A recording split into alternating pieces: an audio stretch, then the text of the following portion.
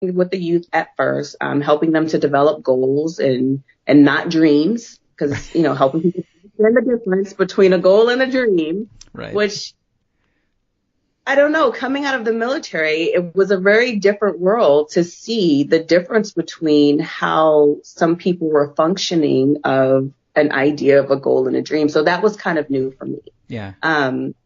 So working with that, and then I just kind of started moving into ministry, so to speak, full time. And then went back to school for theology just to get a deeper understanding of what I was doing. In the meantime, I had like a little travel agency business to kind of supplement my pension, but I would use it as a ministry. And then I started writing my first book at the same time. So I had like a lot of things going at one time. Yeah. You definitely, again, and maybe it's the military background, but you like to do a lot of things at the same time. It's not the typical retirement that I hear other people talk about. So let's talk about your writing then. What first made you interested in writing? And when you started writing your book, were there mentors you were working with, or other resources you were working with to help you improve your writing and your thought process? So the book really came unexpectedly. I was going out hiking, and I kind of explained this in the first book. It's actually called Freshmanna, Journey to a New Beginning. And I was on this hiking group, and I was one of the youngest people in the group. Now, I thought I was kind of fit, I was, working out a lot before, but here I am with older people, which was great because I was getting a lot of wisdom on these trails. But we're on the trails, and so I'm learning these trails out here in the Estrella Mountains and a couple other places. And then after a while, I kind of went by myself, which I never in a million years thought I would be going out hiking in these mountains by myself. But I went one day by myself, and this is the day that my book was birthed. Okay. So I'm walking on this trail, and I start off, and I'm like, okay, I haven't been running in a long time, but I feel kind of good, so I'm going to start running. So I start off with this jog, and then I'm like, okay, so I'm going on this jog walk, and every time I feel like I'm picking up momentum, I stop. And I'm looking around going, okay, which path am I supposed to take? Now, I've been on this trail so many times, but all of a sudden it's like I can't find my way. Yeah. And so, so I slow down, then I pick back up, and I slow down and I pick back up.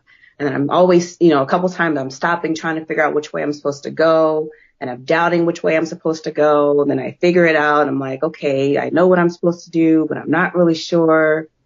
Okay, now I remember, kind of going through that kind of thing. And so, I get halfway through to where I'm supposed to be, and I get to this one major crossroad on this trail, and everything looks very familiar, but I feel very, very lost. I feel super lost. And something tells me, go straight. And I'm going, no, I'm not going to go straight. I'm going to go left. For whatever reason, I decided to go left. And I went left, and I'm thinking, well, this looks familiar, but I don't think I'm supposed to be here. But I keep going anyway.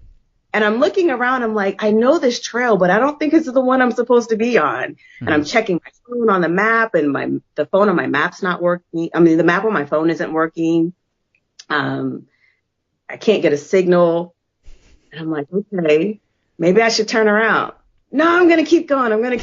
Maybe just. Yeah. So I keep going, and I get all the way down to the end, and it's a dead end. And I'm like, okay, I get it. This is not where I'm supposed to be. So I have to double back and go back, and I get back on the trail I'm supposed to go on. And so I'm a Christian. And so for me, I believe that,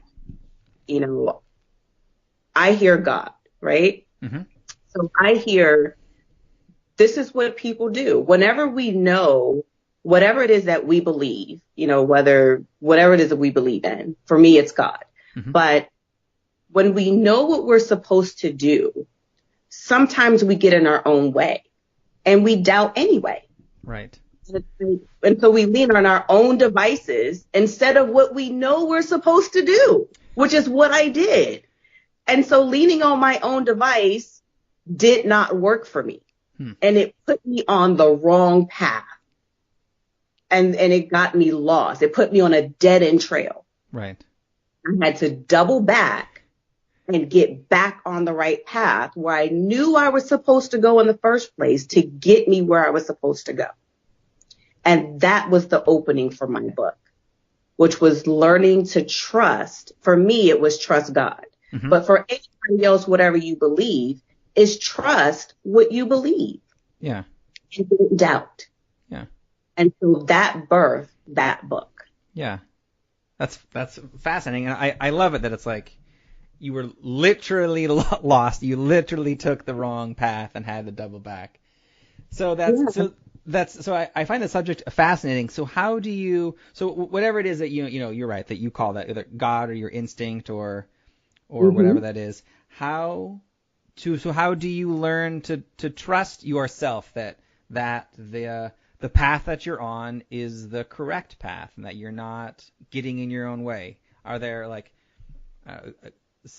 guidebooks you should look for, or just signs, or is it just, some people feel like they just can't trust themselves anymore? So how did you learn to do that, and how do you encourage others to do the same thing? So, for instance, like that particular trail, and this is what I talked. So I talked about this when I did a TED Talk at the Tucson Book Festival, and I shared this. So it's like we start off slow, mm-hmm. but when we start getting comfortable because we know this is where we're supposed to go, right. That's when we start picking up momentum. But every time we doubt is when we stop. And then we start looking around, but you had the momentum. If you had the momentum is supposed to keep you going. It's not supposed to put you dead in your tracks. Right. But if once you start picking up that momentum, trust the momentum that you started getting and keep moving with that. Mm-hmm. Don't stop, because once you stop, then you have to start trying to pick up that momentum and get going all over again. Yeah. So you have to trust while you're moving. That's the key. It's like whatever kept you moving, trust that. Mm-hmm. And that will keep you moving. And then once it gets you moving, it helps you to pick up more and more speed. That's what momentum does. It gives you more and more speed. So when I was on the trail, I started off slow, but then I would start picking up momentum. And then after a while, it was like I started warming up. Yeah. And as I continued to warm up, I was like, man, I feel good. And then I started moving a lot faster. But then all of a sudden, every time I would get to a crossroad, I was like, well, I know, but I don't know. Right. But the thing is, I knew. Yeah. But why did I doubt what I knew? Why couldn't I just trust what came to my mind? And so one of the things I told my cousin, I have a cousin that I talk to a lot. Mm-hmm. And I tell her too, if that's what came up, then just trust it. Yeah. Just trust it. Don't doubt it. Just trust it. Go with it. Mm-hmm. Whatever comes up, that's your truth. The first thing that comes out of your mouth, that's your truth. Yeah. How do you approach fear? Whether it's like your own, in your own journey, you transitioning to new careers, trying new things, or even in trying new paths. Maybe you are headed on the correct path, but sometimes it's scary. How do you approach that in your life, and how do you encourage others to push past fear? So I think fear can be healthy. There's a healthy fear, and then there's an unhealthy fear. Mm-hmm. Fear is healthy because if you walk around just completely fearless, that can get you in a lot of trouble. You're not using any kind of wisdom to kind of stop and think about what you're doing. You're just doing anything, But fear can also drive you to push past that. So for me, I'm starting a nonprofit. Mm-hmm. This is something major. I would have never, it's something I kind of wanted to do, but it's a major step for me. Mm-hmm. But because I am a little fearful, then it makes me more assured in what I'm doing. Because now what I'm doing is I'm taking the time to dot my I's and cross my T's. Sure. If that makes sense. So that's the healthy part of my fear. Yeah. But what makes it unhealthy is when I take too much time. And by taking too much time, meaning I've done the research and then I go, well, let me do that research again. Let me do that research again. Well, let me talk to some people. Now let me talk to some more people. It's like, well, what are you doing? You already talked to people. You've already gotten the research. Now you just have to move. Yeah. At some point you have to make a decision. But when you become undecisive because of fear, it's unhealthy. Yeah. So you are very self-aware. So for somebody who maybe doesn't have that level of self-awareness, how do they know they have then reached that point of being too, they're sitting and spinning way too much?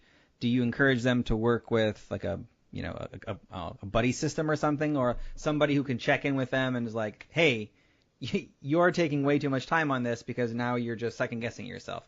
How do you approach that to people who are still unsure of when they're unsure, I guess?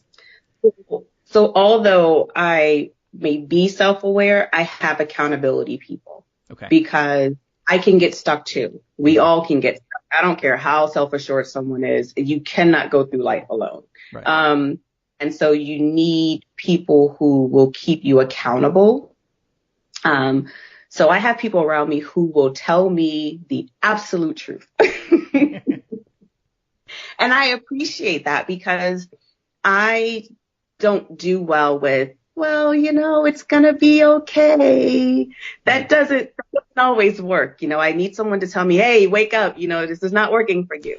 And sometimes, and what I'll do is if I'm making decisions, I actually call people who I know will keep me accountable. Okay. I call I don't feel too well about this decision. I need to talk to you. What do you think? And they'll tell me. And I have to listen. So relationships are very, very important. Influencers are very, very important. Mm-hmm. I could not believe in that if I, by me considering myself a mentor and a leader to people who still reach back to me 10, 15 years later. Mm-hmm.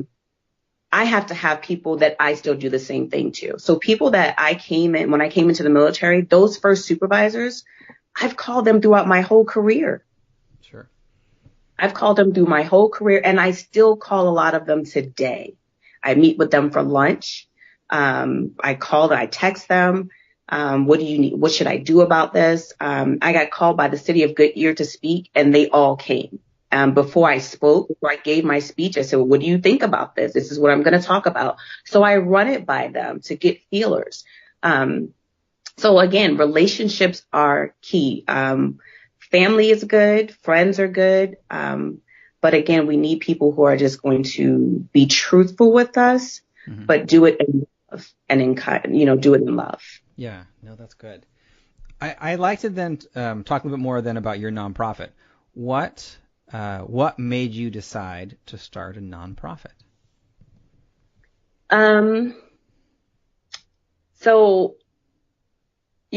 I always say children say things, and sometimes we need to listen very closely to the things that children say, because we never know what they're really saying. Mm-hmm. Because if we grow into something, we may need to nurture that. And I say that because when I was a child, I remember saying, I know I'm going to do something that's going to make a difference in someone's life. Now, in my youth, I really had no idea what that meant. But I remember saying that, and I was